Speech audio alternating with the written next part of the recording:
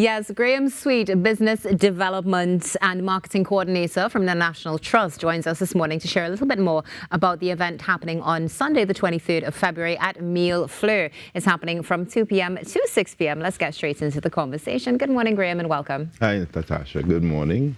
And good morning to viewers as well. Well, thank you so much for joining us. It's a pleasure to have you with us. I'm very grateful to be here. Now, before we get into Tiny Mas Big Heritage, let's speak a little bit about National Trust. We see the National Trust all over social media, talking about tours, getting to know your country, and so much more. What is the main objective of National Trust? So the main role of the National Trust is to serve as a regulatory body for protecting historically important tangible heritage, which could be buildings, war monuments, even graves, public works of art, geological phenomena like mud volcanoes, that kind of thing. So our role is to protect those, provide public education about it, and then facilitate public access to it, because these elements form part of Trinidad and Tobago's identity. But they're also very vulnerable because they're in the possession of some private owners and other kinds of things. So there are a number of environmental factors that could render them gone, and once a heritage thing is gone, it's gone forever. So our role is to provide protections for them so that the things that represent our identity in Trinidad and Tobago are there for many generations to come. Now, we're speaking about education. That was one of the things that you mentioned as well, and that's something particularly fascinating about Tiny Mas Big Heritage, because it's an interactive event. Walk us through what we can experience. Sure. So cultural heritage is inseparable from your physical heritage, and we use the cultural part as a way of getting people to be sensitized to the tangible heritage. So we're hosting this at Mille Fleurs, which, as you know, is one of the magnificent 7 buildings around the Queen's Park Savannah. It's also the headquarters of the National Trust. And our event is geared at, normally people are passive viewers of carnival entertainment. In our case, we want them to walk in the shoes of the talent. So we're teaching people, young and old alike, how to walk on stilts, do the Moko Jambi stilt walking. So they have a practical experience with that. They have a practical experience with learning how to do stick fighting. There's a workshop on wire bending as well. A workshop on mask making with bright eyes. And then we also have characters like the Midnight Robber and the Peregrinade, who will be narrating stories about their history and their purpose in our culture and whatnot. And this is all going to be simultaneous? Happening simultaneously. So if you're familiar with Mille Fleurs, it's a very large compound, so we're using the yard and inside to give people a really immersive experience into all these facets of carnival that, for the most part, they watch, but now they can actually get their hands on it. Yeah, it's quite interesting to hear specifically, as you mentioned, being able to actually walk in the shoes, because I think of things such as Baby Doll, for example, and the Pero, so it's an art form. Now, this is only from 2 to 6 p.m. That's a lot to put into just, 4 hours, if so much. So what would you say are going to be the key takeaways for people who are involved? Because to be fair, you can't learn everything, right? Well, that's what we're hoping, though, because we're accommodating a number of practitioners. So like for the Moko Jambi, there are a number of persons who will be there doing it, and so that can be done by a large number of people simultaneously, likewise with the stick fighting. So while it's a condensed period of time, it is, we believe, based on the spread and the volume of things to do, it is enough time for people to have a very good immersive experience and to walk away knowing more about carnival and being able to put themselves in the shoes of the characters and the talent that they normally see on the road. Is this the first time this is being put on? No, this is probably the largest version of it. But we've been doing this for about 3 years since we moved into the Mille Fleurs compound. Because it's important, that's part of it as well. Most people see the Magnificent 7 driving around the savannah and think, well, you know, they're off limits. But for the National Trust, we want to make our space accessible. We want people to feel that they belong there. And therefore, hosting this at Mille Fleurs is an important part of welcoming the public into our space.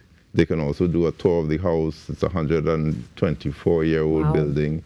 And, you know, there's a lot of history in it, dealing with the World War II and all that. So we want people to come in and feel like this space is theirs, because that is an important part of getting people to believe that it's important to protect these spaces. Graham, is there a contribution attached to attending Tiny Mas Big Heritage? Yes, there is. But we want to keep it very affordable so that our costing is $20 for a child, $50 for an adult, and a family of 4, which must include a child and adult, can come for $100.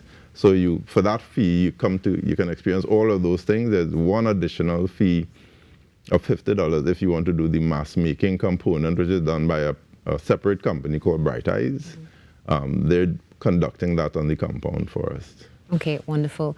So for those of you who are just joining us, we're speaking with Graham Sweet this morning about Tiny Mass Big Heritage happening on Sunday, the 23rd of February at Meal Fleur from 2 p.m. to 6 p.m. All the information is there on screen. Where can we get tickets, or is it a case of we pay upon entry? Right, so that as well is also flexible. You can get tickets online.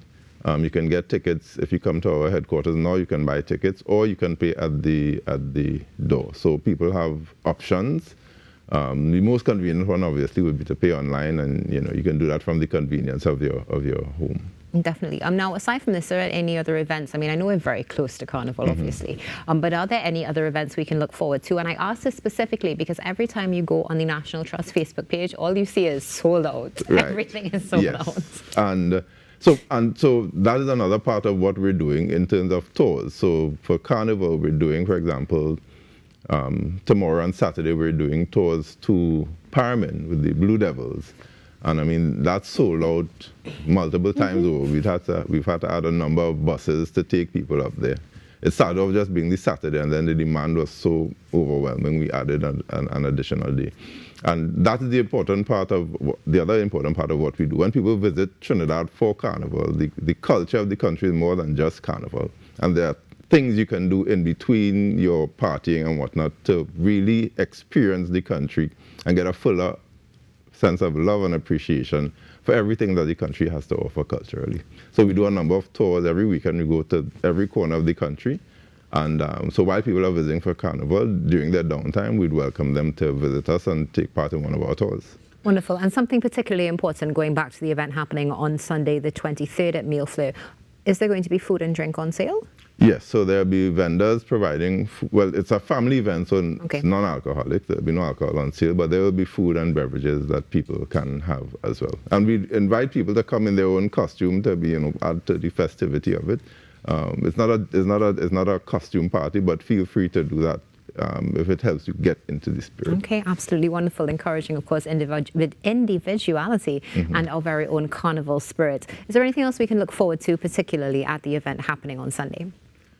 So there is some interesting artwork that's going to be on display. We collaborated on supporting the work of there's an art arm of the prison services where they use art as a form of rehabilitating persons.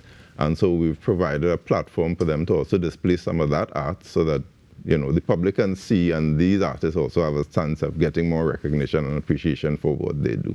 Beautiful. So everything, your one-stop shop for Sunday afternoon to enjoy and be immersed in the culture. I know normally as well, many times there will be people sharing additional information about upcoming initiatives. Is that also going to be available? Yes. So we'll have a booth at a National Trust booth, anything that teaches people or tells people about our membership and other activities happening in the trust going forward. Wonderful. And where can we get more information about the event? So you can visit the website, nationaltrust.tt, or call our offices, 225-4750.